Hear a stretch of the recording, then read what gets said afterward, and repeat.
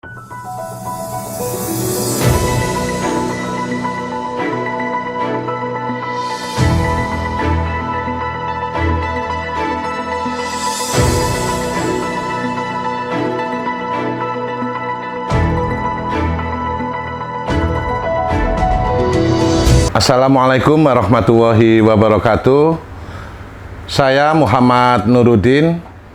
Sekarang saya penasehat menteri. 32 tahun saya bergelut di persoalan sosial, politik, dan kebudayaan di desa. Sekaligus juga pengalaman dalam pemberdayaan di masyarakat desa di Indonesia. Materi kali ini saya akan mengupas terkait dengan analisa sosial. Sebelum kita menjelaskan tentang analisa sosial, materi analisa sosial ini memiliki tujuan. Nanti diharapkan peserta mampu mengenali masalah-masalah sosial yang menjadi perhatian masyarakat desa. Banyak masalah-masalah sosial desa yang belum tertangkap oleh masyarakat itu sendiri maupun pengamat pemerhati sosial di pedesaan. Biasanya masalah-masalah sosial yang paling umum itu kita temukan ini soal kenakalan remaja di pedesaan, kemudian masalah-masalah tanah di pedesaan, dan juga persoalan-persoalan buruh migran yang kemudian itu menjadi isu besar di pemerintah nasional kita.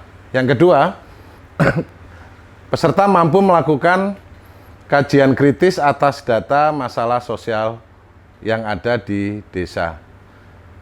Kajian kritis ini sebetulnya adalah lebih memahami data di desa ini kan banyak. Data soal pendudukan, data soal pertanahan, data soal pendidikan. Data itu memberikan gambaran kepada kita secara akademik memahami terhadap soal-soal sosial, soal-soal kebudayaan, soal-soal sumber daya alam yang berada di pedesaan. Yang ketiga, mampu menemukan alternatif penyelesaian masalah-masalah sosial desa. Penyelesaian masalah sosial desa itu tidak harus terkait dengan soal-soal hukum atau yudisial.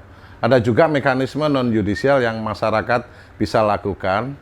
Biasanya kultur masyarakat kita itu lebih pada penyelesaian secara musyawarah atau rembuk gitu. Yang keempat, mampu mentransformasikan gagasan atas penyelesaian masalah sosial kepada masyarakat dan pemerintahan desa. Soal mentransformasikan itu adalah mengubah jadi data-data manifest. Data-data manifest ini seperti data-data kemiskinan. Kemiskinan ini kan data manifest yang orang desa itu tidak memahami soal kemiskinan ini kan bukan kemiskinan pemahaman kita turun-temurun atau secara kultur ya. Kemiskinan hari ini yang kita bahas adalah kemiskinan struktural yang itu disebabkan oleh persoalan-persoalan struktur produksi, struktur ekonomi, struktur politik di mana sebagian masyarakat kita itu tidak mampu terhadap penyelesaian soal-soal itu. Nanti kami akan jelaskan bagaimana persoalan sosial itu terkait dengan pelapisan sosial yang ada di masyarakat. Analisa sosial sendiri itu memiliki pengertian mendasar sebetulnya, karena itu berasal dari frasa kata analisa dan sosial. Jadi alat untuk menganalisis supaya kita mendapatkan gambaran yang utuh dan lengkap serta menyeluruh terkait dengan persoalan-persoalan sosial dengan melakukan kajian secara kritis dengan melihat unsur-unsur yang menjadi penyebab dan mengkaitkan dengan aspek struktural, kultural, dan historis. Soal struktural, kultural, dan historis ini sebetulnya nanti akan kami jelaskan yang agak lebih detail, lebih rinci. Manfaat kita untuk bisa menggunakan analisa sosial, karena analisa sosial adalah sebuah alat, maka manfaat alat ini sebetulnya supaya kita sebagai pelaku utama untuk penggerak perubahan sosial di desa, karena konteks hari ini adalah pendamping desa, supaya para pendamping ini atau pelaku pemberdayaan di desa ini mendalami masalah utama di masyarakat, ya masyarakat desa secara lebih seksama. Mendalami masalah utama itu sebetulnya adalah menemukan akar penyebab utama yang menyebabkan persoalan-persoalan sosial di desa itu terjadi. Contohnya, mengapa petani itu miskin? Satu, karena keterbatasan lahan yang dimiliki. Karena keterbatasan lahan dimiliki itu, maka investasinya menjadi rendah. Dengan investasi lebih rendah itu, dia akan menghasilkan produktivitas tanah dan tanaman yang dikembangkan itu menjadi lebih terbatas. Dengan lebih terbatas itu menyebabkan akses terhadap pasar, akses terhadap layanan keuangan itu menjadi serba terbatas. Ini yang kita sebut dengan mendalami masalah secara lebih seksama dengan mengkaitkan akar dari sebuah persoalan dengan memberikan pengantar mengapa miskin, mengapa tanah terbatas, mengapa pendidikan rendah, mengapa layanan itu nggak bisa diakses oleh masyarakat. Itu lebih pengantar untuk bagaimana mendalami masalah itu diberi mengapa. Yang kedua, mengenali kelompok. Kalau kita mengenali kelompok, itu subunit sosial yang lebih besar sebetulnya, yang lebih kecil lagi itu sebetulnya satuannya kalau rumah tangga, berarti kita mengenali rumah tangga.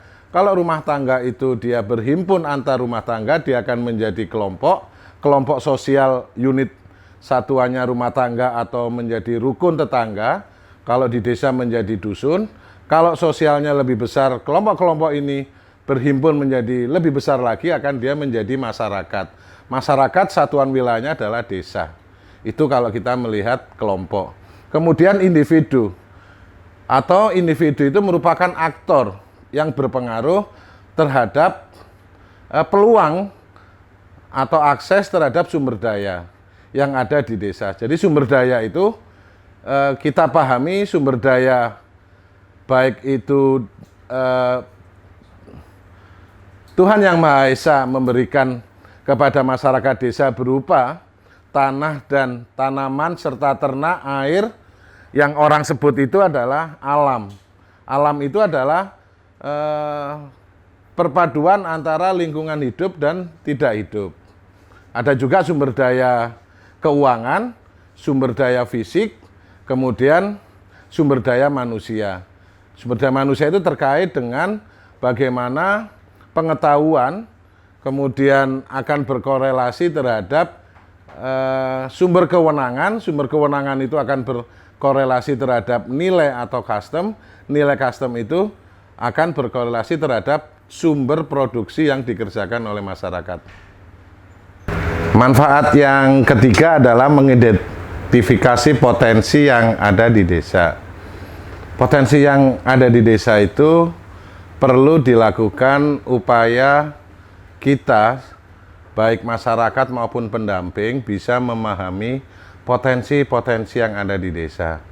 Potensi yang ada di desa itu, yang tidak tampak oleh kita itu, adalah pengetahuan, budaya, masyarakat, bagaimana dia mengolah alam sekitarnya. Orang sebut namanya pertanian. Pertanian itu dari kata agriculture. Agri pertanian, culture itu budaya. Dengan potensi itu sebetulnya manusia atau masyarakat desa itu memiliki pengetahuan dan keterampilan bagaimana dia mengolah alam untuk menghasilkan bagi rumah tangganya dan juga sumber pendapatan bagi dirinya, masyarakat, dan desanya. Itu potensi dilihat dari sumber daya manusia atas aspek pengetahuan yang dimiliki oleh masyarakat desa. Potensi yang kedua adalah potensi sumber daya alam. Alam di desa ini orang sebut yang namanya ekosistem. Ekosistem ini kan orang bisa kata sebut ekosistem sawah, ekosistem perairan, ekosistem lingkungan fisik kayak bentang alam. Sebut namanya topografi. Bentuk alam yang ada di desa ini berbagai macam. Kementerian Desa ada 5 tipologi potensi yang disebut secara tegas di peraturan Menteri Desa. Tipologi desa berdasarkan tipologi ekosistem persawahan, tipologi desa pesisir kelautan, tipologi desa kehutanan, tipologi desa perkebunan, dan tipologi desa campuran antara desa dan kota. Itu sebetulnya Kementerian Desa udah mengakui potensi yang ada di desa itu, manusia dan alam pada pola hubungan yang dipertukarkan itu terkandung yang namanya ada proses seleksi dan adaptasi. Potensi itu yang sebetulnya mau manfaat dari Ansos ini supaya para peserta yang nanti bisa menggunakan alat analisis itu mampu mengidentifikasi potensi itu. Manfaat yang kelima itu adalah membangun perkiraan tindakan yang lebih efektif dan relevan untuk menguatkan perubahan di desa. Memang agak sulit manfaat ini. Kira-kira membangun perkiraan tindakan yang lebih efektif itu seperti apa? Tindakan yang lebih efektif itu misalkan kita akan melihat bahwa perubahan sosial yang ada di desa, contohnya nih ya di desa, 10 rumah tangga petani di satu RT itu akan menginformasikan ke kita, itu namanya pelapisan sosial. 4 petani, rumah tangga petani menjadi buruh tani. Artinya petani itu nggak memiliki tanah. 4 orang petani itu menjadi petani gurem, petani kecil yang memiliki lahan 1/4 hektar. 2 petani memiliki lahan di atas 1 hektar. Itu bagaimana kita bisa melihat potret sosial yang ada di RT, satuan terkecil di kampung yang namanya RT atau kampung itu, bahwa pelapisan sosial itu ada pola keseimbangan antara buruh tani dan petani kecil yang memiliki lahan dan tuan tanah. Pasti ada hubungan saling membutuhkan atau ada hubungan yang saling menghisap. Itu kita bisa memberikan justifikasi kepada siapa tindakan kita untuk menguatkan yang 4 rumah tangga petani yang tidak memiliki tanah, hanya mengandalkan tenaga dan keringat untuk menghidupi dirinya sendiri. Itu yang dimaksud dengan membangun perkiraan tindakan yang lebih efektif. Dan kemudian mengkaitkan untuk perubahan desa. Perubahan desa ini kan perubahan ekologi, perubahan yang secara bertahap, bukan revolusioner. Yang bertahap itu dari perubahan secara struktur, katakanlah tunakisma di dalam soal isu pertanahan, bagaimana desa itu bisa menguatkan buruh-buruh tani itu supaya ada aspek keadilan terhadap sumber-sumber agraria. Ada lagi soal perubahan desa dari aspek sumber produksi. Sumber produksi desa kota ini kan sangat terkait antara produksi dan konsumsi.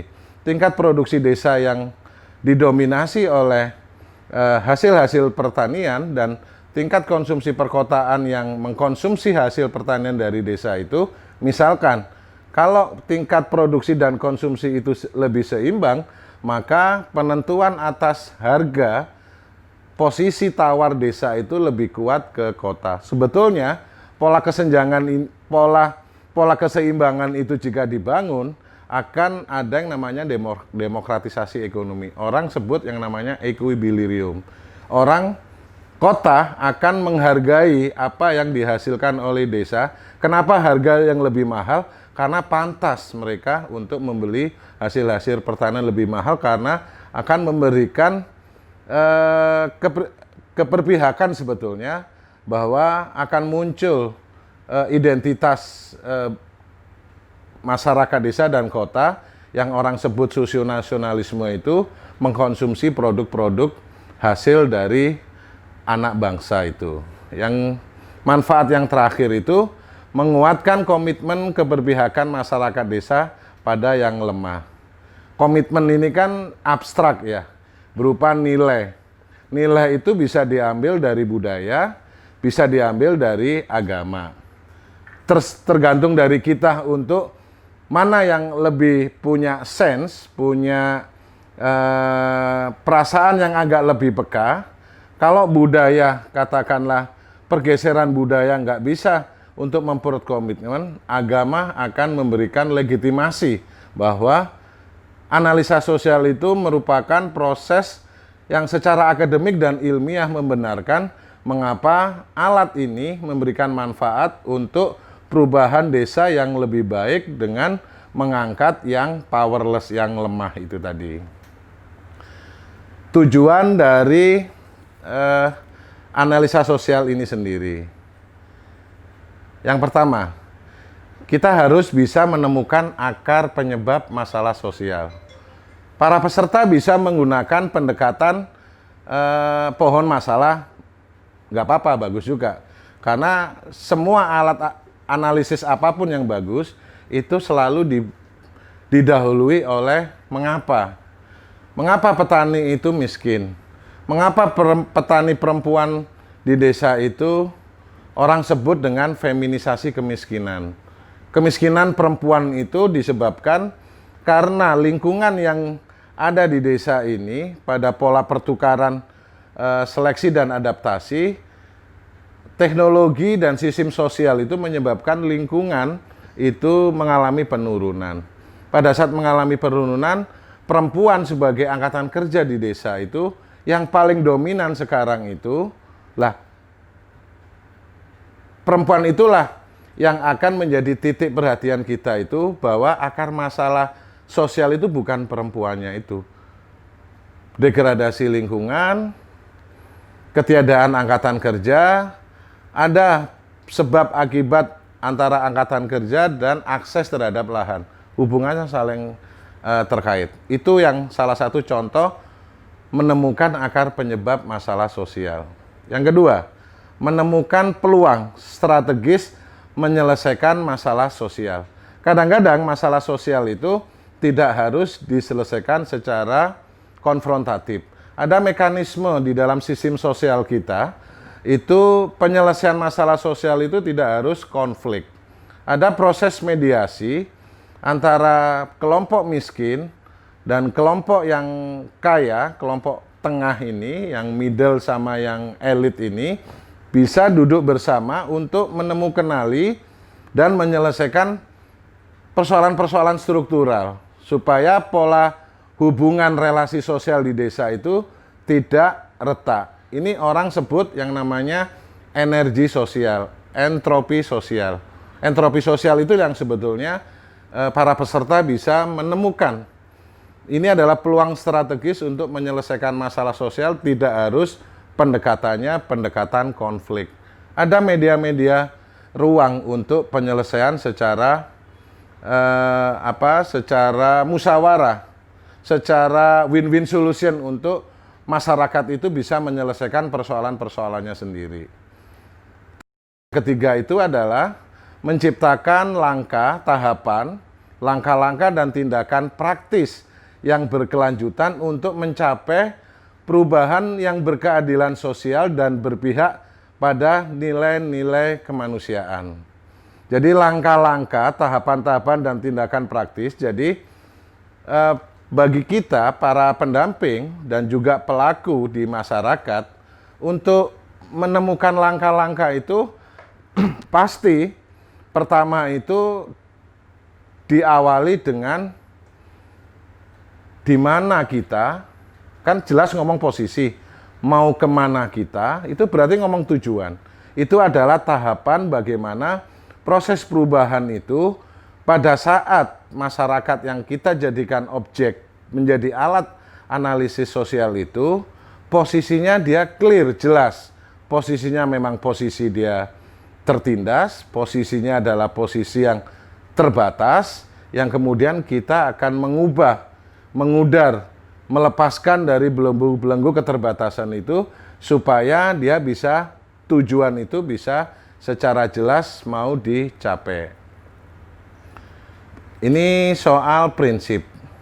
Prinsip ini adalah lebih pada nilai-nilai ya. Nilai-nilai itu merupakan value atau merupakan ideologi sebetulnya. Lebih kuatnya itu adalah ideologi kita, supaya prinsip ini bisa menjadi koridor, menjadi panduan, guideline bagi para pendamping dan pelaku pegiat pedesaan itu. Alat analisa sosial ini merupakan satu kajian keilmuan yang memang didasarkan tentang adanya keprihatinan. Keprihatinan itu penting. Mengapa kita prihatin terhadap persoalan-persoalan kerusakan lingkungan?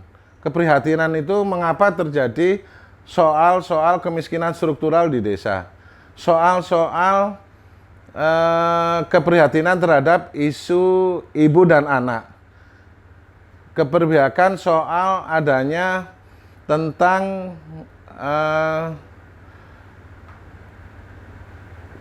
penghidupan yang berkelanjutan itu dikarenakan cara kita mengerjakan alam itu tidak berkelanjutan. Itu adalah keprihatinan. Yang kedua itu soal keberpihakan. Kita harus berpihak, harus clear dijelas bahwa kita harus berpihak memang pada yang powerless, yang memang tidak memiliki kekuatan, yang memang dia tidak hopeless, yang tidak memiliki harapan itu, yang memang harus menjadi dasar mengapa ini menjadi keberpihakan bagi pelaku dalam memahami persoalan-persoalan sosial di desa.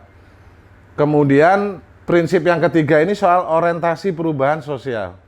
Orientasi perubahan sosial itu ada yang secara evolusi, gradual, bertahap, tapi ada juga penganut orientasi perubahan secara radikal revolusioner. Semuanya memiliki konsekuensi pada saat kita menentukan orientasi. Baiknya bagi kita itu, orientasi perubahan sosial itu adalah yang secara gradual, bertahap, evolusi, mengikuti proses tahapan perubahan sosial bagaimana masyarakat itu terbentuk. Pembentukan masyarakat itu bukan dihasilkan dari 1 bulan, 1 tahun. Itu adalah ratusan tahun yang akan membuat adanya kondisi, struktur, kondisi sistem yang itu orang sebut dengan masyarakat yang ada di desa. Masyarakat yang di desa itu adalah masyarakat yang punya kelas, masyarakat yang memiliki pelapisan sosial, yang itu menyiratkan adanya perbedaan-perbedaan sosial di dalam klasifikasi masyarakat di desa. Yang terakhir, prinsip adalah kesadaran kelas. Yang namanya kesadaran kelas atau consciousness itu bukan proses yang kemudian didapatkan dari orientasi pendidikan formal. Kesadaran kelas itu adalah interaksi yang terus-menerus bagi pendamping berhubungan secara sosial dengan masyarakat berbagai kelas di desa itu, yang itu akan menyadarkan dirinya. Jadi kesadaran pertama adalah kesadaran semu, kemudian akan meningkat menjadi kesadaran struktural atau kesadaran kelas bahwa dia memiliki pemahaman bukan sekedar understanding, tapi lebih kepada tasdik sebetulnya. Kalau Islam ngomong itu bukan sekedar sodik kebenaran, tapi lebih di atasnya lagi. Ini panduannya memang adalah dari kesadaran yang dibentuk dari nilai-nilai agama maupun nilai-nilai budaya yang ada di masyarakat Indonesia itu sendiri. Hal-hal yang menjadi titik perhatian di analisa sosial ini soal daur refleksi, aksi kembali. Itu yang kita kenal dengan aspek kecerdasan di dalam kerangka analisa sosial. Aspek kecerdasan itu bukan smart, aspek kecerdasan itu adalah capable, gatuk, bisa menyambung terhadap persoalan-persoalan masalah-masalah sosial. Yang pertama memang kita harus melakukan tafakur, merenung, merefleksikan atas kondisi historis, kondisi objektif, pengalaman-pengalaman kita selama dalam proses kehidupan. Kalau kita konteks analisa sosial secara individu. Tapi karena ini terkait dengan pemahaman analisa sosial di masyarakat desa, kita harus memiliki kemampuan mengkonstruksi dari pengalaman-pengalaman kita berhubungan sosial dengan masyarakat-masyarakat desa. Dengan pengalaman merenung, mengkonstruksi pengalaman sosial maupun pengalaman batin itu, kita akan muncul yang namanya temuan-temuan yang itu kita akan mampu menghasilkan produksi pengetahuan atau teori-teori atas masalah-masalah yang sebetulnya tidak bisa kita pecahkan, tapi karena kita mampu melakukan proses refleksi, merenung, kemudian kenali soal-soal yang ada, soal-soal yang kita hadapi itu, kita akan menghasilkan teori baru atau aksi untuk mengubah dari problem sosial. Ini adalah aspek dari mental kognisi yang kita miliki, pengetahuan dan mental sebetulnya. Mental pendamping itu adalah militansi. Militansi itu adalah proses movement, gerakan, bukan dari satu kegiatan. Banyak kegiatan yang akumulasi kita jumlahkan itu akan menghasilkan yang namanya gerakan. Yang kedua soal aspek empati sebetulnya. Empati itu merupakan bentuk penglihatan dari dalam mata batin kita, melihat problem-problem struktural yang sebetulnya tidak mampu kita pecahkan, tapi mata batin kita itu akan menuntun bagaimana mensiasati problem struktural itu dengan baik dan mampu mengkomunikasikan kepada aktor-aktor yang memang memiliki satu kekuasaan yang mampu mendemokratisasikan kekuasaannya untuk mengubah keberpihakannya terhadap soal-soal masalah pada kelompok sosial yang lebih tertindas atau memang yang harus ditolong. Yang berikutnya soal amal soleh sebetulnya, tindakan apa yang mesti harus kita rencanakan. Aksi ini bukan semacam reaksi dari saat kita ini mengalami kecelakaan atau kita ini reaksi terhadap sesuatu yang kita hadapi. Aksi itu merupakan satu perencanaan yang memang harus secara kolaborasi kerjasama dengan kelompok sosial yang kita dampingi itu untuk bagaimana perencanaan yang secara menekankan pada prioritas apa yang mesti harus dilakukan. Jadi orang sebut ini berorientasi pada manusia, itu merupakan kesimpulan dari aksi yang kita lakukan. Ada juga yang berorientasi pada tindakan atau kebutuhan yang memang harus masyarakat itu utamakan. Jadi pada needs-nya kebutuhan, bukan pada wants-nya keinginannya itu. Berikutnya soal tentang pendekatan. Pendekatan yang memang harus dilakukan oleh para pelaku pendamping desa, karena konteks ini adalah pelatihan bagi para pendamping desa ini. Pendekatan itu kita harus bisa memahami soal kesejarahan, historisisme, tentang sejarah. Sejarah itu merupakan satu peristiwa yang itu memberikan informasi siapa berarti pelakunya, di mana itu tempat, kapan itu soal waktu, atau melihat masa lalu, konjungtur. Bagaimana 5 tahun kemarin, 10 tahun yang kemarin dengan hari ini yang ada. Ini soal sebetulnya Dasein dan Dasolen. Yang sebenarnya seperti ini, seharusnya seperti ini. Itu merupakan pemahaman kita untuk melihat kajian secara historis. Kemudian kajian soal struktural, atau orang menyebut tentang ruang, kesadaran ruang sebetulnya. Tadi sebetulnya memiliki kesadaran sejarah, yang ini berikutnya soal kesadaran ruang. Itu mengkaji tentang sistem, jadi sistem nilai yang ada di masyarakat, sistem ekonomi, sistem politik, sistem budaya, yang itu merupakan tali temali yang kalau ini kita bisa pahami dengan baik, kita akan memiliki kesadaran ruang. Seperti adzan.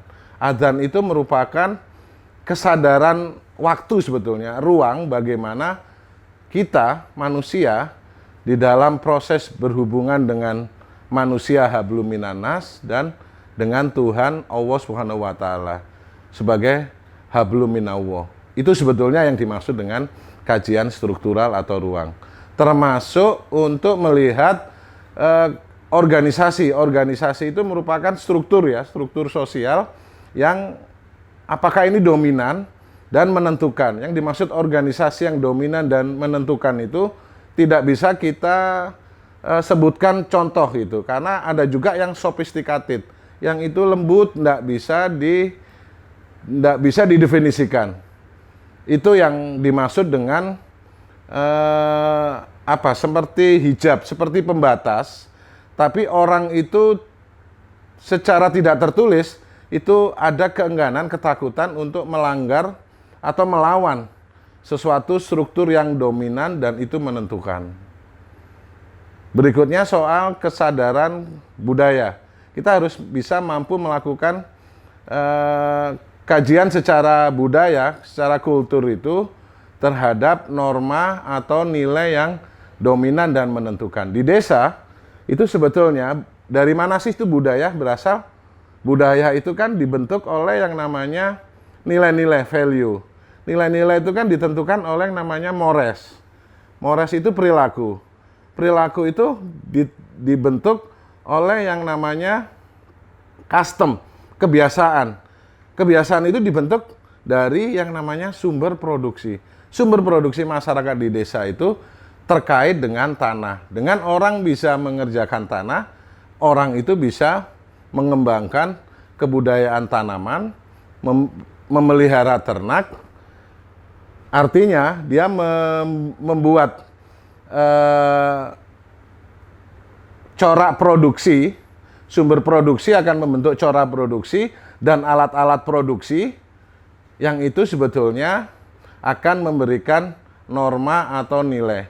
Kebudayaan petani itu akan berbeda dengan kebudayaan pejabat di perkotaan.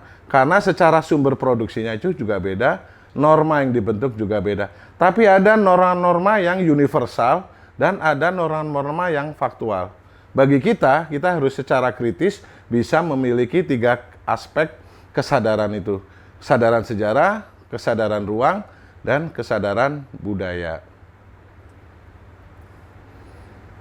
Tentunya untuk memahami analisa sosial ini, kita membutuhkan pendekatan. Pendekatan itu sebetulnya lebih pada kita untuk melihat bagaimana cara dunia itu bekerja. Cara dunia bekerja itu banyak ditentukan oleh dari sistem politik, sistem sosial, sistem ekonomi. Di keluarga itu juga ada sistem keluarga, di masyarakat itu juga ada sistem masyarakat atau sistem sosial. Sistem ini itu yang membentuk yang namanya struktur. Struktur itulah yang sebetulnya mau kita analisis dan kita bongkar. Mana yang memiliki kecenderungan untuk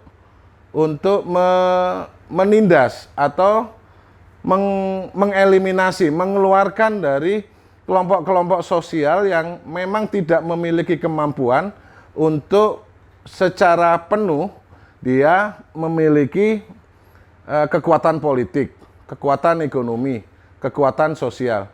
Kekuatan sosial, politik, ekonomi ini dalam masyarakat desa itu, ini adalah ruang mikro, ruang kecil yang ada di desa. Pastinya itu pasti terkait sistem sosial yang ada di tingkat kabupaten.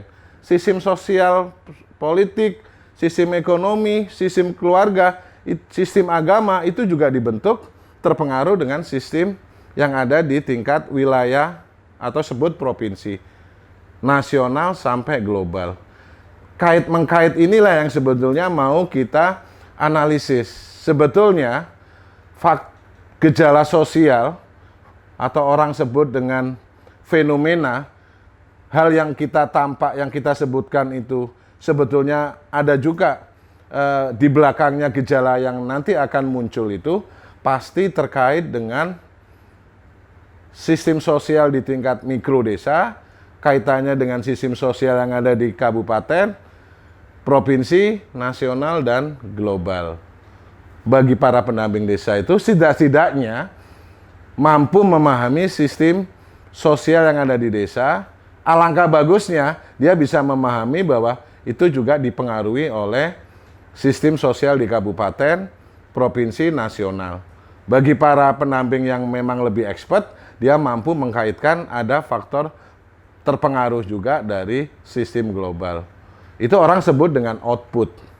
Output itu berupa regulasi, berupa keputusan politik, tapi bagi desa, bagi kita, input yang untuk menjadi pelaku yang akan menentukan bagaimana perubahan ini bisa kita definisikan, input itu bisa kita definisikan, yang paling kuat itu adalah di dalam kerangka sistem sosial sebagai faktor pembentuk bagaimana masyarakat itu bekerja. Kalau sistem sosial itu bercorak produksi pertanian, pertanian itu banyak aspek pembentuknya. Kalau dia bisa menangkarkan tanaman pangan, itu akan membentuk desa persawahan. Kalau itu ekologinya adalah kehutanan, sistem sosial desa di kawasan kehutanan maupun di pesisir kelautan yang mungkin akan berbeda sama sekali terhadap gejala sosial atau faktor yang membentuk masyarakat itu terbangun. Itu bagi kita pendekatan itu menjadi penting supaya analisa sosial ini secara menyeluruh dan komprehensif, analisa sosial itu mampu menjelaskan kenapa terjadi yang namanya pelapisan sosial mulai dari level yang paling bawah, orang sebut dengan marginal, kemudian ada pelapisan sosial yang berada di level tengah, itu level middle sampai juga di level elit atau level masyarakat kelas atas. Demikian juga konstruksi sosial itu bisa juga sampai tingkat global. Sebetulnya itu terjadi hubungan yang piramidanya itu sebetulnya sangat terkait. Kalau kita bisa membaca dengan baik, saya rekomendasikan untuk membaca Piramida Kurban Manusia. Itu buku yang bisa menjelaskan pemahaman kita bagaimana proses globalisasi yang memengaruhi kehidupan sosial di level desa. Apa sih yang menjadi objek kajian di analisa sosial itu sendiri? Karena analisa sosial jadi ya masalah-masalah sosial. Masalah sosial itu untuk sementara kita kesepakati di dalam frame atau definisi masalah sosial ini merupakan kondisi kelompok masyarakat yang tidak sesuai dengan harapan ideal atau tidak sesuai dengan nilai-nilai sosial kemanusiaan yang diterima secara umum. Kondisi kelompok masyarakat ini itu aja sudah menunjukkan adanya kelompok sosial yang secara sunatuwo, yang secara alamiah itu sudah terbentuk dikarenakan satu, tentang kepemilikan. Kepemilikan ini kan yang sifatnya aset rumah tangga, itu bisa tanah, bisa ternak, bisa kendaraan bermotor, bisa rumah. Semakin orang itu memiliki aset yang semakin rendah, itu berarti mencirikan adanya pola penghisapan antara kelompok sosial yang memiliki kemampuan untuk mengurangi akses terhadap kelompok sosial yang memang tidak sama sekali memiliki keberdayaan di dalam proses berpolitik, bersosial, berekonomi secara adil di desa. Itu menjadi objek kajian kita, masalah-masalah sosial. Jadi masalah sosial ini kompleks sebetulnya. Kompleksitas itu yang disebut dengan realitas sosial. Masalah sosial itu sebetulnya realitas sosial yang ada di desa itu yang sesungguhnya adalah kompleksitas masalah. Kompleksitas masalah tadi itu bisa dianalisis melalui tadi itu. Kita harus mengetahui data-data yang ada di desa. Data kependudukan, data sumber daya alam yang ada di desa, data tingkat pendidikan, ya, sampai data kepemilikan aset maupun struktur infrastruktur yang ada di desa. Itu sebetulnya realitas sosial atau masalah sosial yang menjadi objek kajian di analisa sosial. Asumsi. Masalah sosial itu merupakan akibat dari berbagai sebab yang berkait dengan unsur struktur, historis, dan kultur. Jadi asumsi itu merupakan premis, merupakan pendapat yang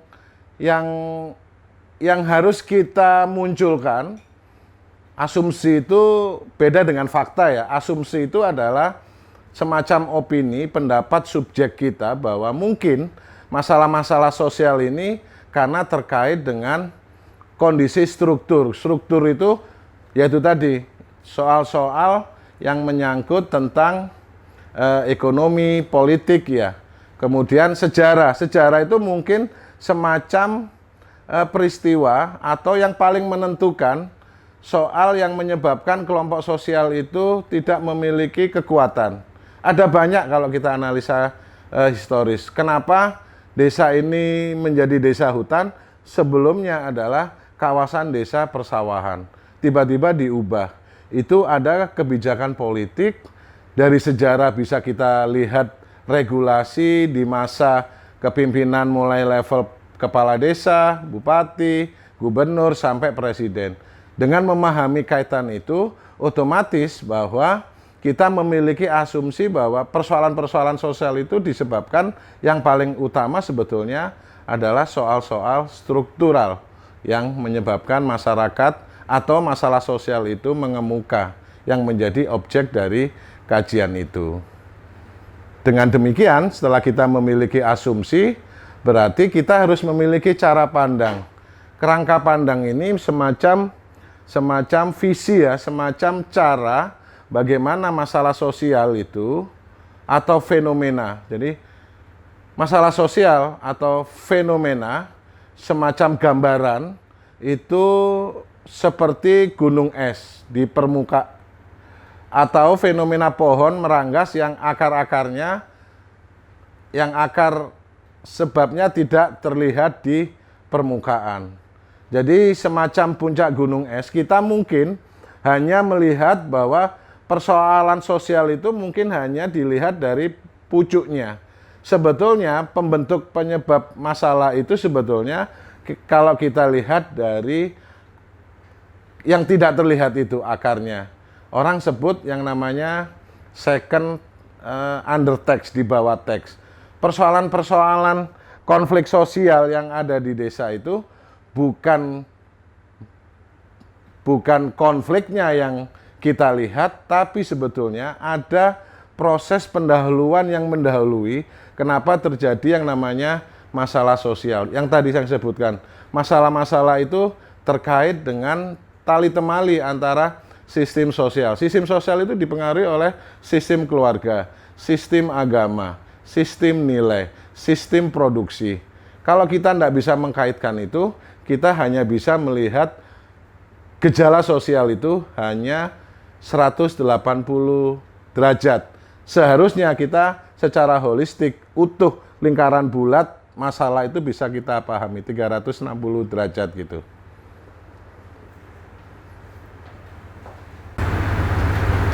Proses analisa sosial itu akan menjadi dasar analisa kritis, sebuah analisa yang mengkaitkan berbagai pendekatan. Tadi di belakang saya sebutkan ada pendekatan dari pendekatan kultur, budaya, ada pendekatan struktural. Jadi pendekatan struktural itu merupakan pendekatan yang memberikan informasi adanya kebijakan yang disebabkan karena perubahan politik atau kebijakan politik yang menyebabkan terjadinya perubahan sosial di sebuah masyarakat desa atau di kawasan pedesaan. Kita kenal dulunya hutan-hutan Indonesia itu sangat bagus karena tutupannya hampir 100%.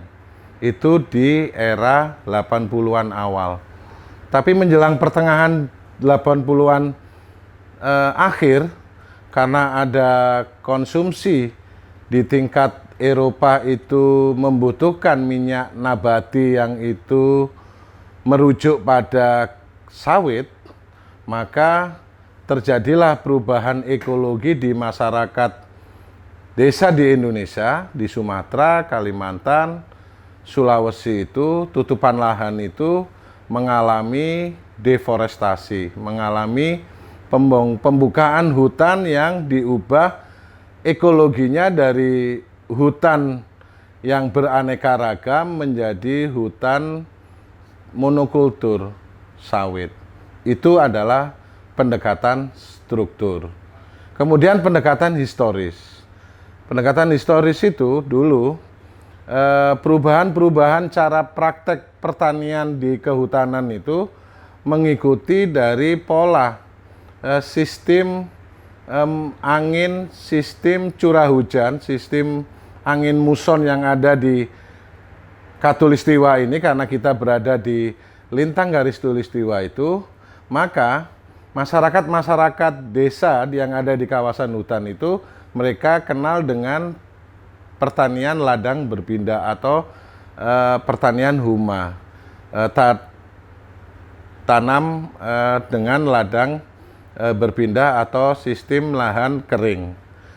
Tapi dikarenakan ada pola perpindahan penduduk yang itu kebudayaan pertanian sangat maju, katakanlah di masyarakat Jawa dipindah ke luar Jawa dengan pendekatan pola pertanian yang intensifikasi, itu menyebabkan ada perubahan kesuburan tanah, adanya banjir yang ada di pembukaan lahan itu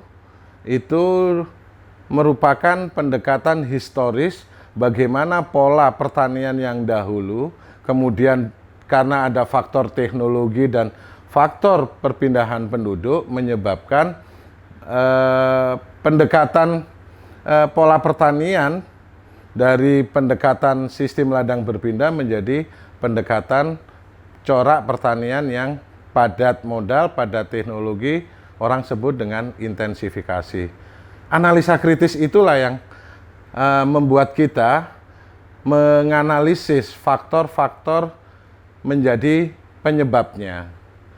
Otomatis dari analisa kritis itu akan mempertautkan perubahan-perubahan itu, baik dari sistem sosial. Dulu ladang berpindah, sistem kemargaan itu menjadi kuat. Tapi karena dibentuk ekosistemnya berubah menjadi sawah dengan hamparan yang luas, maka tersusunlah peranata sosial baru. ada pedukuhan, ada dusun, ada pemerintah desa yang dahulunya masyarakat adat yang sistemnya komunitarian dirubah menjadi sistem hierarkis yang administratif. Itu perubahan dari sisi cara mengelola sosial dengan pendekatan kepemerintahan. Dengan demikian, proses dalam analisa sosial setelah kita mendapatkan gambaran yang utuh itu, kita akan memberikan kerangka penyelesaian yang sesungguhnya berimplikasi atau membuat tindakan bagaimana perubahan aksi yang kita lakukan itu. Aksi itu berupa satu aktivitas yang terencana yang melibatkan sebuah kelompok sosial yang terpimpin dengan tujuan yang spesifik, tujuan yang tegas. Jadi bukan reaksioner yang itu sifatnya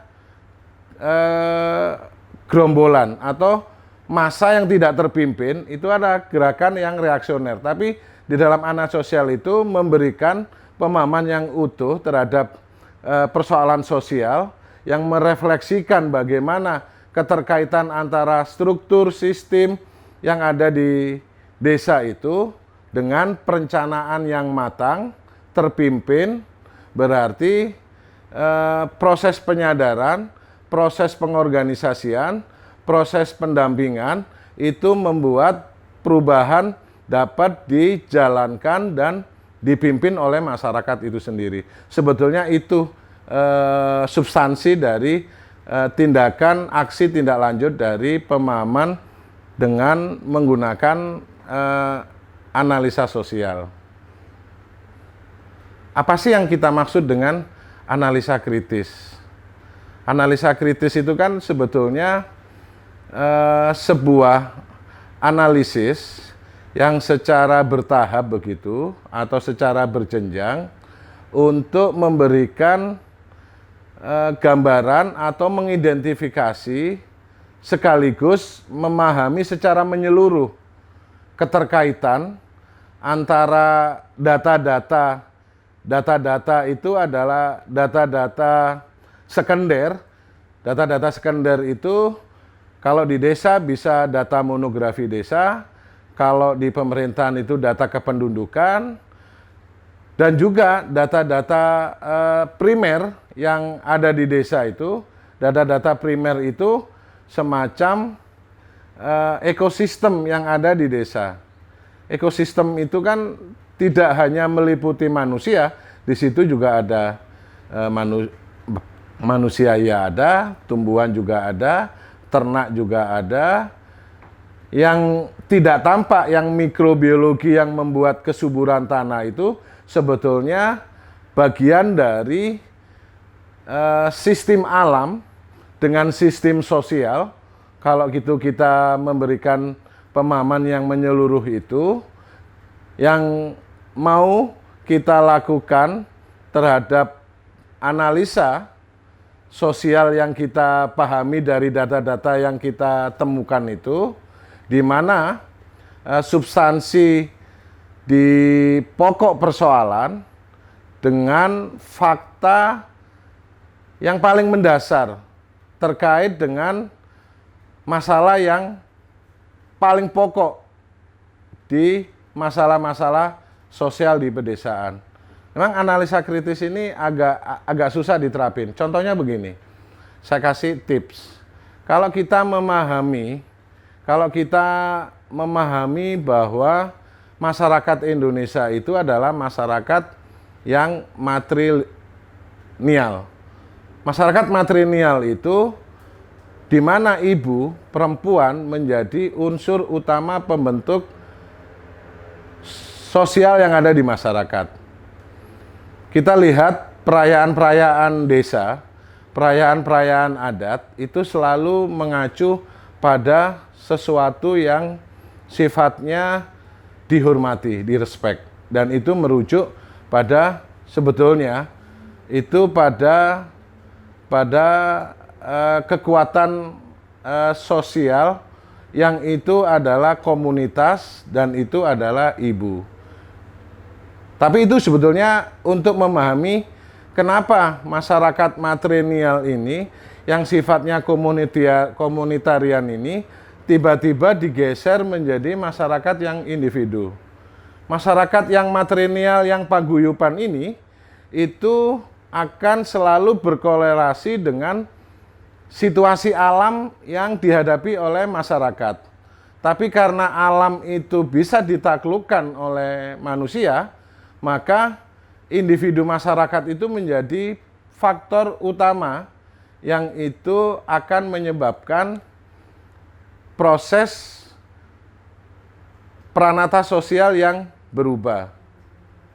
Contohnya, kalau dulu musyawarah, rembuk, atau apapun istilahnya di banyak desa itu untuk memastikan bagaimana tanam itu dimulai, sekarang itu ditentukan siapa yang memiliki kekuatan material, modal untuk memulai tanam awal gitu.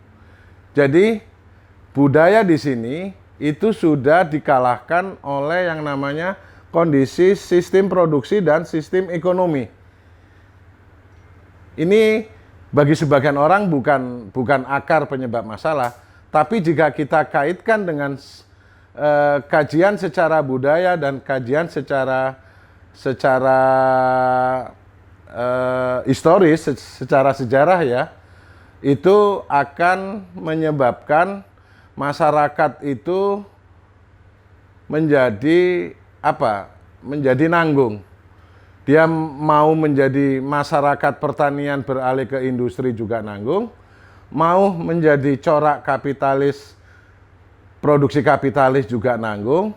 Ternyata juga masih banyak aktor-aktor di tengah yang menyebabkan penentu dari faktor produksi. Dan itu kaitannya dengan sistem produksi, struktur produksi yang ada di kota sampai global. Tidak ada di desa di Indonesia ini sebuah produk yang diproduksi di Amerika tidak dijual di desa Indonesia. Artinya sebetulnya kalau dilihat dari analisa kritis itu bahwa perubahan sosial yang ada di desa itu awal mulanya itu disebabkan dikenalkannya sistem uang atau monetisasi keuangan di desa. Orang sebut dengan komersialisasi di desa itu yang memudarkan ikatan-ikatan primordial, ikatan-ikatan sosial yang ada di desa. Ini yang sebetulnya menjadi masalah. Jika kita ingin menyelesaikan masalah-masalah utama di desa, berarti kita harus merevitalisasi, mengkonstruksi kembali bentuk-bentuk sosial kekinian yang itu bisa mengimbangi universalitas dari yang namanya penetrasi global. Jadi budaya itu bisa berangkat dari budaya pangan, bisa juga dari budaya ternak, yang itu bisa mengimbangi dari penetrasi global. Sebetulnya itu merupakan identitas masyarakat desa, dan itu adalah cara menganalisis secara kritis. Secara kritis itu kan berarti menganalisa sampai pada pokok akar masalah dan bagaimana mengubah secara bertahap, tidak mengkonfrontasikan sesuatu yang dominan. Sebelum masyarakat kuat tidak boleh dilakukan konfrontasi, atau masyarakat sendiri itu sebetulnya akan melakukan upaya perlawanan itu yang kita kenal dengan yang namanya resistensi, perlawanan, atau orang sebut dengan oposisi. Perlawanan itu bisa secara budaya, kultur, yang sesungguhnya itu mungkin tidak kita tangkap secara ansos akademik, tapi itu akan muncul menjadi kekuatan ekonomi dari masyarakat. Contohnya, kenapa wisata kuliner di berbagai daerah, ada Starbucks, ada Kentucky Fried Chicken, yang produk global itu bisa diimbangi dengan warung Tegal, bisa diimbangi dengan warung Padang, bisa diimbangi dengan warung Desa Sunda, bisa diimbangi dengan warung pecel Madiun. Sesungguhnya itu budaya pangan yang itu adalah sumber ekonomi, identitas lokal, yang itu bisa kita representasinya sebetulnya adalah resistensi, perlawanan. Masyarakat memiliki pola pikir bagaimana mereka memberikan jawaban atas dominasi dari sistem pangan global yang menindas bagaimana cara pangan itu didefinisikan. Mereka akan pasti melakukan proses resistensi. Itu sebetulnya contoh yang konkret dari analisa kritis yang bisa jadikan jawaban dari memahami terhadap masalah-masalah dasar sosial di desa terkait dengan hilangnya budaya pangan, sistem pengetahuan tentang budidaya pangan yang itu diwujudkan dalam budaya pangan atau kuliner yang sekarang mewabah di banyak tempat di Indonesia. Metode analisa sosial salah satunya adalah dengan pendekatan memahami desa secara partisipatoris.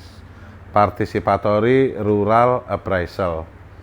Memang PRA ini secara administratif dengan tools instrumennya dengan melakukan pemetaan ruang di desa yang memberikan gambaran situasi di mana kelompok miskin itu bertempat tinggal, sekaligus menggambarkan perbedaan kontur tanah yang di desa yang menyebabkan vegetasi tanaman atau tanaman pangan itu dilakukan oleh penduduk desa atau petani yang menentukan bagaimana corak produksi desa itu diikhtiarkan. Tapi itu satu gambaran bagaimana participatory rural appraisal atau memahami desa secara partisipatoris itu bagi kita sebelum melakukan metode analisa sosial kita harus clear dulu soal hubungan pendamping dengan masyarakat. Pendamping itu banyak dari kita itu offset bahwa pendamping itu subjek, masyarakat desa terutama kelompok sosial yang tertindas, yang powerless, yang nggak memiliki kekuatan dan harapan itu dianggap sebagai objek. Tidak begitu.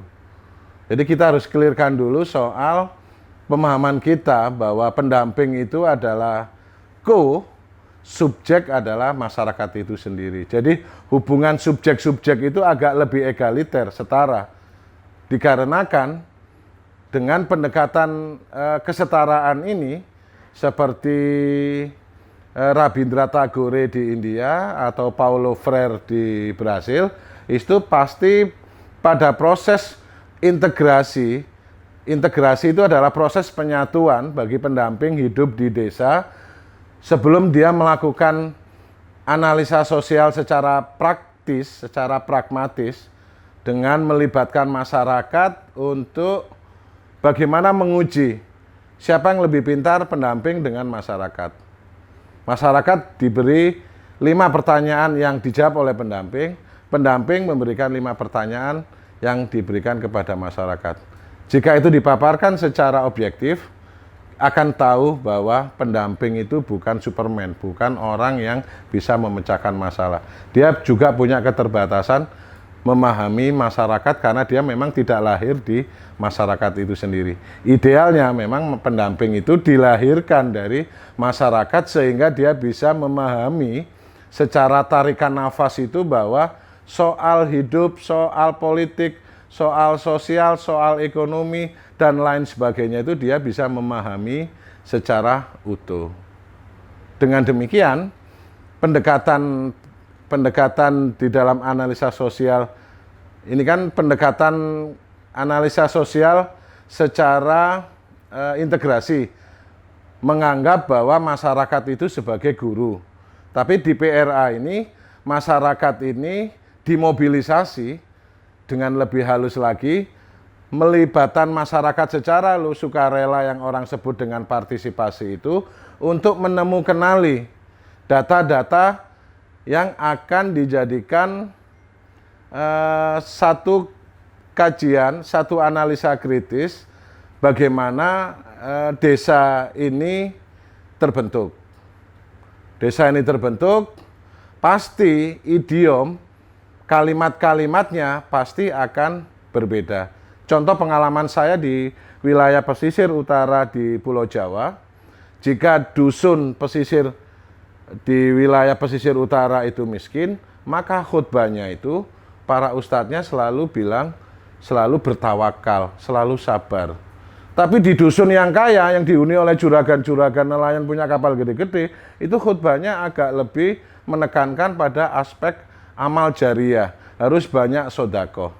Itu sebetulnya masyarakat sudah bisa mengidentifikasi ada kelompok sosial yang secara berbeda dari soal status sosial, dilihat dari kepemilikan, dilihat dari cara dia menangkap ikan atau mencari ikan, sumber produksi dan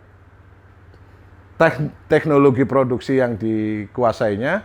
Demikian juga dengan petani, semakin dia menjadi petani, itu sebetulnya semakin dia tidak punya tanah. Semakin banyak tanah, semakin dia tidak menjadi petani. Karena apa? Karena semakin penguasaan lahannya semakin tinggi itu, dia akan mempekerjakan buruh tani untuk menjadi tani, mengolah lahan dan mengerjakan tanaman jadi budidaya pertanian. Ini yang kita lihat di dalam partisipasi masyarakat itu mengkaitkan antara satu konteks isu soal isu dari akses terhadap tanah, akses terhadap layanan keuangan, akses terhadap program publik, program yang memang digulirkan oleh pemerintah. Biasanya elit-elit desa itu lebih kuat hubungannya dengan elit kabupaten maupun elit provinsi sampai tingkat nasional. Kelompok-kelompok sosial yang memang terpinggirkan itu, bagaimana yang mereka di pinggir itu bisa menjadi masuk di area tengah, jangan area yang di jantungnya dominasi struktur. Mereka pasti akan secara kultur itu satu, mereka akan menilai dirinya ada ketidakpantasan, kecuali dalam hubungan sholat, si miskin bisa mengimami orang kaya.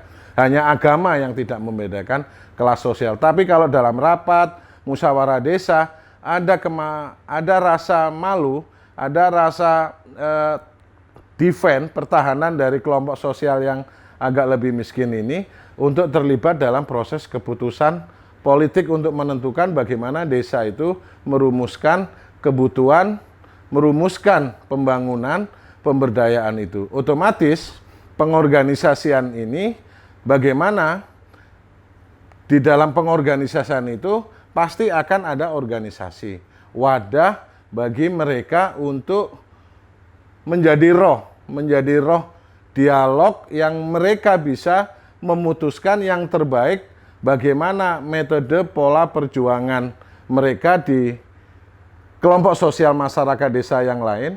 Saya tidak menganggap ini perjuangan kelas, tapi itu adalah menegosiasikan posisi tawar mereka secara sosial. Dengan kekuatan itu kan selain mengandaikan pengetahuan, itu mengandaikan jumlah. Dengan dia memberikan solusi karena massa yang terorganisir itu terukur dan partisipasi kelompok sosial yang terpinggirkan ini adalah besar, maka mereka bisa menegosiasikan kebutuhan-kebutuhan pada kelompok yang memang mendominasi untuk sementara terhadap apa yang mereka perjuangkan. Itu bagian dari metode PRA, cara bagaimana kita menemukanali akar masalah dinegosiasikan pada struktur yang lebih mendominasi di kehidupan mereka. Setelah kita memahami metode di dalam analisa sosial, tentunya ada langkah-langkah bagaimana analisa sosial itu dijalankan. Pertama, kita harus menyusun dugaan atau hipotesa dalam merumuskan masalah sosial yang menjadi objek kajian menjadi objek analisis. Pertama, masalah sosial apa yang akan menjadi fokus perhatian kajian. Jadi ekosistem sawah itu masalah sosialnya akan berbeda dengan masalah di desa hutan, di desa pesisir, di desa perkebunan. Jadi masalah sosial apa yang akan menjadi fokus perhatian kajian. Jadi masalah sosial itu adalah masalah yang memang kepentingannya yang saling terkait dengan kelompok terpinggirkan itu tadi. Ini tentu membutuhkan kearifan bagi pendamping desa. Ini tip ya. Jadi pendamping desa yang baik itu adalah kupingnya yang lebar, kupingnya yang tebal, karena dia memiliki kemampuan dan kesanggupan mendengarkan. Bukan keterampilan berbicara yang menyebabkan masyarakat itu tidak bisa mengungkapkan masalah yang ada. Jadi masalah sosial, biarkan masyarakat membicarakan masalah apa yang dijadikan bahasan dalam musyawarah, memutuskan langkah yang terbaik bagi mereka, dan menegosiasikan struktur sosial kepada kelompok kepentingan yang mereka tuntut. Yang kedua, penjelasan mengapa fenomena itu dinilai sebagai masalah sosial. Fenomena ini kan agak rumit kita jelaskan. Fenomena banjir, katakanlah. Fenomena banjir itu kalau kita baca di surat kabar atau kita lihat di televisi, itu adalah orang mengungsi, sungai meluap, rumah-rumah penduduk terendam, itu adalah fenomena banjir. Tapi masalah banjir itu kan terkait dengan teknologi budidaya pertanian yang dikembangkan di atas dataran tinggi, karena banjir biasanya yang terdampak adalah masyarakat yang di dataran rendah, itu menginformasikan tentang bagaimana kondisi hulu air di atasnya. Kebijakan itu menentukan memang kelompok sosial yang di bawah yang menyebabkan perubahan ekologi sosial yang ada di masyarakat di atasnya. Itu adalah fenomena. Jika kita bisa memperhatikan fenomena dan bisa menganalisis mengapa sesuatu itu terjadi, kita akan bisa memberikan kondisi sesuatu itu disebabkan oleh memang ada penyebab yang itu saling terkait. Tidak hanya gambaran yang bisa kita lihat oleh mata kita. Yang kedua, kita harus memiliki keterampilan di dalam menyusun pertanyaan-pertanyaan untuk membangun kerangka atau konsep teoritis di atas konteks masalah sosial. Menyusun pertanyaan itu bukan sesuatu yang mudah. Ini harus ada latihan, harus disiplin mengerjakan, meskipun secara pre-memori ada di pikiran kita, tapi alangkah baiknya jika itu kita bikin semacam tulisan untuk memberikan tekanan. Itu sebetulnya bagian dari membangun konsep teoritis atas konteks masalah sosial yang kita lihat, yang kita hadapi. Dengan demikian, kita bisa mendefinisikan apa yang sebenarnya terjadi. Yang sebenarnya terjadi ini kan faktual. Sebetulnya ada latar belakang yang proses mendahului terjadinya peristiwa itu.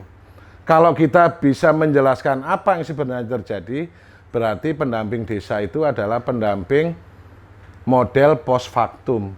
Jadi bisa berteori setelah peristiwa. Seharusnya pendamping itu bisa mendefinisikan sebelum peristiwa itu terjadi.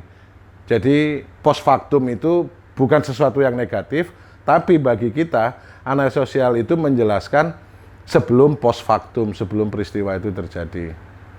Itu juga bisa terkait dengan mengapa masalah sosial itu terjadi. Mengapa itu adalah bagian dari upaya kita untuk mempertegas sebetulnya masalah sosial itu terjadi. Contoh, masalah sosial itu terjadi. Kita lihat konteks isu tentang perlindungan anak. Kita kadang-kadang difokuskan dengan gegap gempitanya dana desa untuk pembangunan infrastruktur jalan itu bagus. Tapi pada saat di desa, saya yakin mungkin tidak 50% komposisi penduduk itu adalah anak-anak. Pada saat anak-anak itu bermain, saat kondisi jalan itu nggak memperhatikan aspek keselamatan, berarti infrastruktur itu tidak memperhatikan, tidak merumuskan kondisi anak di desa itu. Pasti akan berbeda. Kondisi dataran topografi yang berlandai, pesisir dan lain sebagainya. Ini konteks untuk memberikan panduan masalah sosial, meskipun anak tidak selamanya anak itu diperhatikan, tapi untuk konteks ini saya kasihkan itu adalah isu yang perlu harus kita selesaikan soal-soal itu di desa. Yang ketiga, siapa pihak yang diuntungkan dan siapa pihak yang dirugikan. Ini seperti teori zero game. Sebetulnya tidak bagus, tapi jangan dipakai selamanya. Sebetulnya siapa yang diuntungkan itu adalah lebih memberikan kita untuk menganalisis bahwa ada kelompok sosial. Kelompok sosial itu adalah, kelompok sosial itu tadi saya cerita tentang pelapisan sosial. Pelapisan sosial itu digambarkan ada lapisan elit, lapisan masyarakat kelas atas, ada lapisan kelas menengah, ada lapisan kelas bawah. Sebagaimana rantai makanan itu, orang bodoh pasti makanan orang pintar. Orang miskin pasti makanannya orang kaya. Pasti dengan mudah kita jelaskan bahwa yang diuntungkan orang kaya. Tapi kalau menggunakan analisa struktural Marxian itu, yang kaya di Indonesia itu sebetulnya sosialis, karena dia dikenakan kewajiban untuk zakat, kewajiban sosial yang lain, yang itu juga diterima oleh masyarakat yang terpinggirkan itu. Jadi, siapa pihak yang diuntungkan dan siapa yang dirugikan itu sebetulnya lebih menjelaskan bagaimana dialektika sosial yang di desa, tapi jangan dikonfrontasikan terhadap persoalan ini. Jadi, itu hanya pada situasi untuk menjelaskan kelompok sosial saja dalam memahami tahapan atau langkah menganalisis kelompok-kelompok sosial yang diuntungkan dan dirugikan. Kemudian bagaimana pihak tertentu bisa diuntungkan dan bagaimana pihak lain bisa dirugikan. Ini soal keterkaitan, karena ini lebih banyak bicara tentang mode of production, jadi moda produksi. Jadi produksi yang dikembangkan di desa, kalau sistem produksinya itu adalah pertanian, maka struktur ekonominya juga struktur ekonomi pertanian. Berarti sistem sosialnya juga sistem sosial pertanian sebetulnya. Kalau bagaimana pihak tertentu diuntungkan ini, karena struktur produksi, sistem produksi itu sejak awal itu memang kelompok sosial yang memiliki kekuatan, yang memiliki kemampuan, itu pasti akan diuntungkan. Bukan berarti orang yang diuntungkan itu kemudian menindas yang lemah. Kalau analisa mode of production yang dikembangkan oleh analisa sosial Karl Marx itu sebetulnya lebih pada melihat bagaimana gambaran sistem produksi di sebuah desa, bukan berarti kemudian yang diuntungkan itu menghisap yang terpinggirkan. Kadang tidak seperti Karl Marx bayangkan. Jadi kita harus memiliki kepekaan analisa sosial cara Indonesia bukan cara Eropa analisis.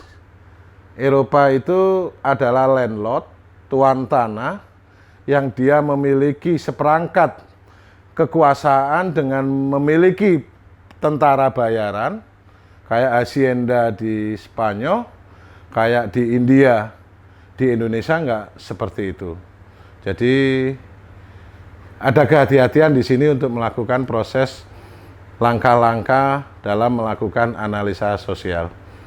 Berikutnya soal fakta dan bagaimana data itu dikumpulkan dan berhubungan dengan masalah yang ada.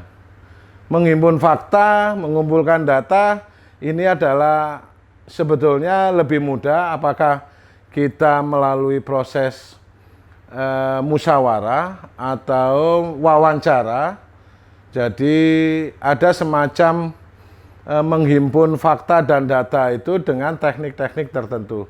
Soal ini ada banyak metode, tapi intinya jika masalah itu terkait dengan data-data yang kita himpun, itu sebetulnya memberikan pemahaman yang utuh bagi kita dalam analisa sosial itu, tidak seperti apa yang kita pikirkan, tapi akan memberikan nuansa temuan-temuan baru dan bagaimana strategi itu diimplementasikan.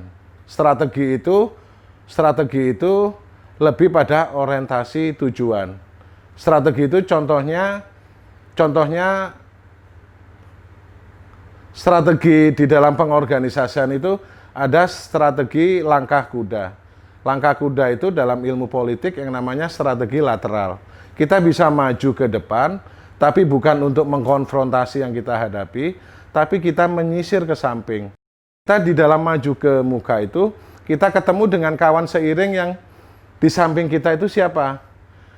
Kadang-kadang petani, bukan untuk melawan tengkulak atau pengusaha seleb di kecamatan, tapi di teman seiringnya itu, dia mungkin ketemu dengan pengusaha yang juga petani yang memiliki alat penggilingan padi keliling. Itu bisa menjadi kawan seiring. Sebetulnya itu kalau kita mau membuat kekuatan organisasi rakyat yang terpinggirkan itu. Kemudian menguji hipotesa dengan mengkaji fakta-fakta dan relevansinya. Menguji hipotesa dan mengkaji fakta dan relevansinya, jika kita orang awam agak sulit kita untuk membuat hipotesa. Tapi saya kasih tip. Salah satunya adalah apa perbedaan manusia dengan burung. Perbedaannya adalah bersama dan di luar. Manusia itu di dalam dunia atau di luar dunia. Jadi kalau kita berintegrasi dengan masyarakat itu, kita itu bersama masyarakat atau di dalam masyarakat. Itu akan menimbulkan konsekuensi yang berbeda. Kucing, burung, itu sejak zaman Nabi Adam sampai sekarang, tetap saja kehidupannya dia akan membuat sarang kalau burung. Tapi kalau manusia, dia mulai dari hidup di gua, dari masyarakat berburu, meramu, sampai dia menetap, sampai dia menghasilkan kebudayaan, teknologi yang berbeda dari periodisasi sejarah manusia. Itu artinya manusia itu berada di bersama dunia. Dengan bersama dunia, dia bisa mendialektikan. Ada hal-hal yang benar, ada hal-hal yang keliru di dalam masyarakat. Itulah hipotesa itu seperti itu. Ini contoh. Yang kedua, contoh berikutnya. Ini soal minyak atau sawit. Sebetulnya, rakyat yang butuh sawit atau sawit yang butuh rakyat. Hipotesanya adalah memobilisasi sumber daya untuk rakyat atau memobilisasi rakyat untuk sumber daya. Konsekuensi politik dan kebijakan dampak sosialnya juga akan berbeda. Jika semen butuh rakyat, maka semen akan mencari rakyat. Berarti memobilisasi sumber daya untuk rakyat, bukan memobilisasi semen untuk rakyat, rakyat yang akan datang ke semen. Makanya terjadi penggusuran. Itu contoh hipotesa seperti saya yang dari hasil refleksi mengkonstruksi, memproduksi pengetahuan itu seperti ini hasil hipotesis saya. Kita bersama atau berada di dalam dunia. Memobilisasi sumber daya untuk rakyat atau memobilisasi rakyat untuk sumber daya. Yang terakhir, kita harus mampu mencari jalan keluar penyelesaian. Seperti Bu Tejo, kita harus solutif terhadap masalah-masalah yang ada di desa gitu.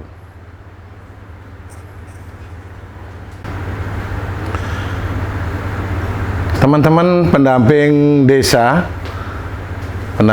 tingkat kabupaten, pendamping lokal desa, kita pada ujung materi pelatihan ini analisa sosial. Tip bagaimana kita bisa memahami analisa sosial dengan baik. Tentunya kita bisa mampu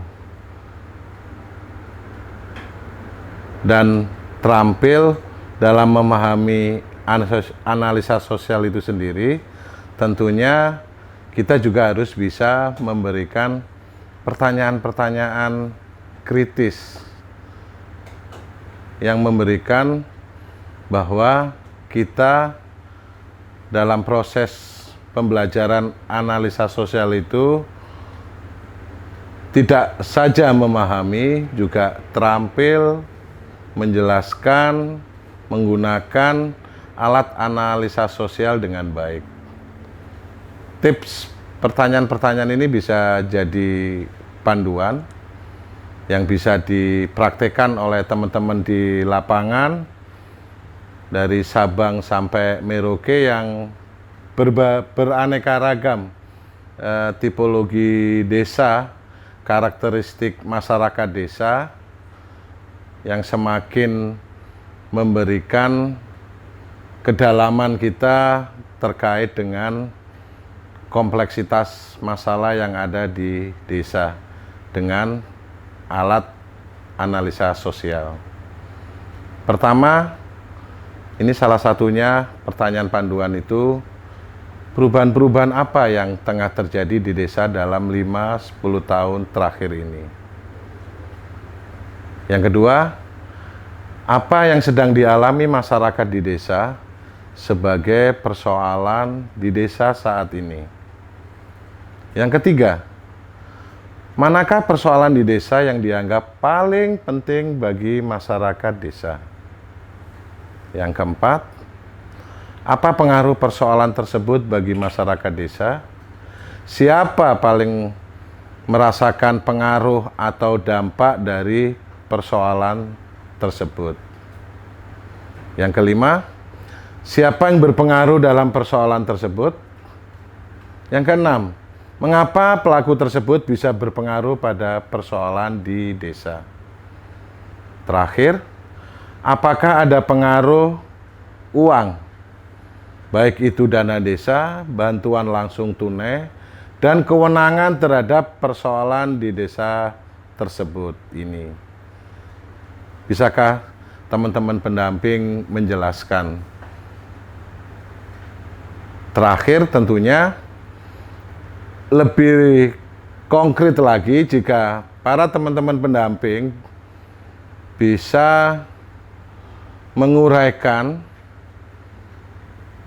menjelaskan masalah di mana teman-teman pendamping bekerja.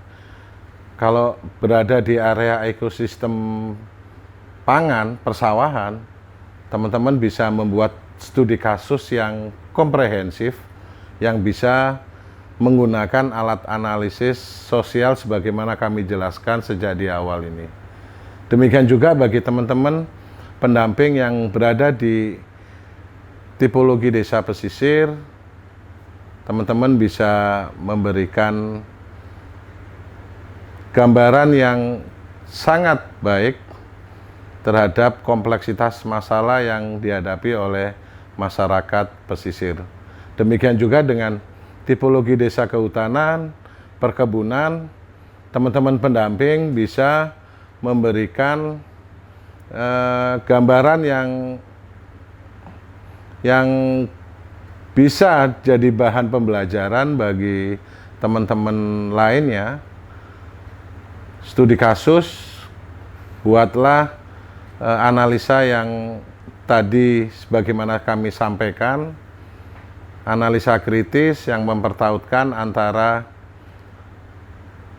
kesadaran di dalam ruang, struktur, kesadaran di dalam kultur, budaya, dan kesadaran sejarah. Kesadaran itu merupakan pendekatan struktur, pendekatan sejarah maupun pendekatan kultur, yang itu adalah analisa kritis yang akan memberikan bagaimana teman-teman pendamping bisa menguraikan persoalan-persoalan yang ada di desa. Terakhir, bagi yang perpaduan antara rural dan urban, percampuran antara desa dan kota, kayak di wilayah Jabodetabek ini, atau di beberapa provinsi yang kami temui itu, ini tentunya akan berbeda sekali.